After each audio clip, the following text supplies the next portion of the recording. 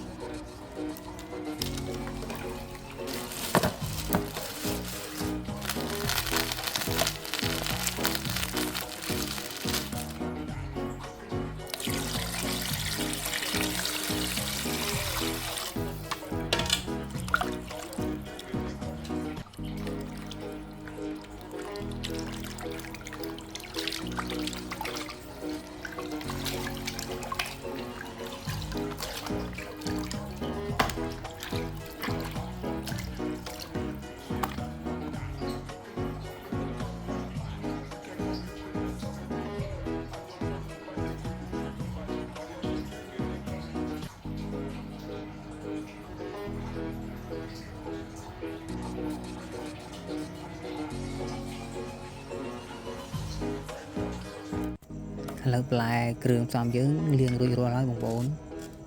តោះយើងមកទស្សនាការធ្វើទាំងអស់គ្នាបងប្អូនឥឡូវយើងមានគល់ក្រៃមកគល់មកបងប្អូនដំវាបែបមកហាន់នេះម្ដេងមានមកកូនដុំមកបងប្អូនដាក់ដើម្បីឲ្យសម្លយើងមានរសជាតិឈ្ងុយម្ដេងនិងគល់ក្រៃហើយនេះខ្ទឹមក្រហមយើងមួយមើមមកដើម្បីដាក់ឲ្យវាចូលជាតិកាត់ជាតិឆ្អាបត្រីហើយនេះខ្ទឹមសដាក់ឲ្យវាឈ្ងុយក្នុងឆ្នាំងសម្លយើងកាន់តែឈ្ងុយមានរសជាតិឆ្ងាញ់អានេះយើងគឺអត់ចោលបានទេគឺស្លឹកក្រូចសោយនេះបាទបងប្អូនគឺអានេះដាក់ឲ្យឈ្ងុយគឺឆ្ងាញ់ហ្មងបងប្អូនសូមឲ្យកើនសម្លយើងកាន់តែកើនរសជាតិកាន់តែឆ្ងាញ់ហើយនេះគឺខ្ជីក្រអូបបងប្អូនខ្ជីក្រអូបមានខ្ជីវងខ្ជីអាណានិងស្លឹកខ្ទឹមហើយនេះយើងកំពុងបេះវាដើម្បីយើងហាន់វា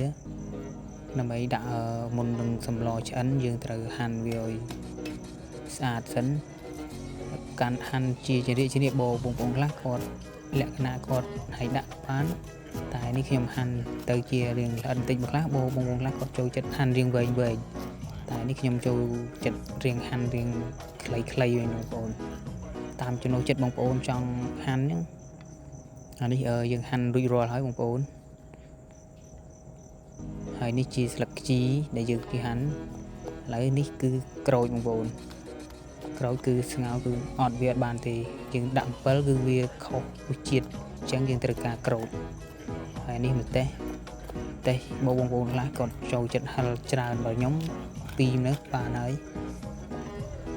ត្រីវារឿងធំពេកបងប្អូនខ្លះគេដាក់ទាំងមូលតែខ្ញុំនេះត្រូវហាន់វា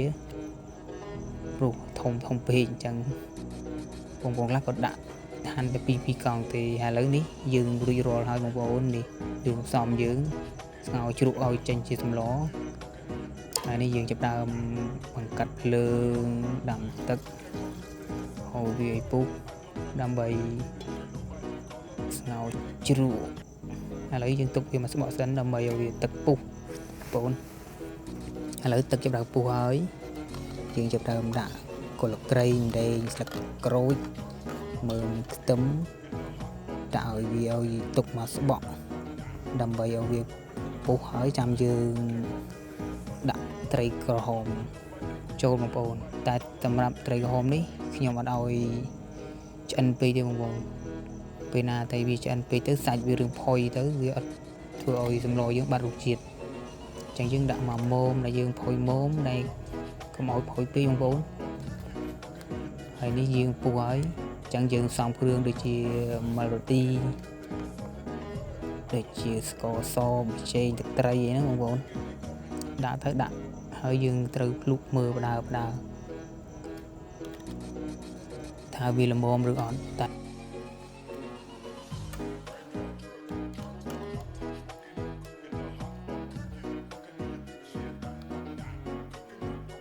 ជាពងក្រងបងប្អូនហៅពងស្មោចនឹងគ្រាន់តែនិយាយលេងនេះឲ្យពងក្រងបងប្អូនយើងដាក់មកនិយាយថាសម្លយើងដល់ខ្ទិះបងប្អូនពងក្រងថ្លៃណាស់បងប្អូនអើយនេះកាន់តែជាតិដែរម្ដងនេះបើយើងមានត្រីផ្ទុកក៏បានដែរបងប្អូនបើអត់ត្រីក៏បាក់ត្រីផ្ទុកកាន់គឺឆ្ងាញ់ហ្មងប៉ុន្តែយើងអត់មានត្រីផ្ទុកយើងដាក់ត្រីក្រហមជំនួសវិញព្រោះត្រីផ្ទុកសិលត្រីចិញ្ចឹមអញ្ចឹងយើងអត់មានត្រីស្រែដាក់មានត្រីស្រែគឺកាន់តែអែមហ្មងបងប្អូនហើយសម្លយើងឆ្អិនរួចរាល់ហើយបងប្អូនហើយនេះហើយ 100% បងប្អូនសម្លយើងឥឡូវសម្លស្ងោរជ្រក់ត្រីក្រហមពងក្រងរួចរាល់ហើយបងប្អូនហើយ 100% ហើយអរគុណបងប្អូនដែលទស្សនាមើលវីដេអូរហូតដល់ចប់សូមអរគុណសូមជម្រាបលាបងប្អូន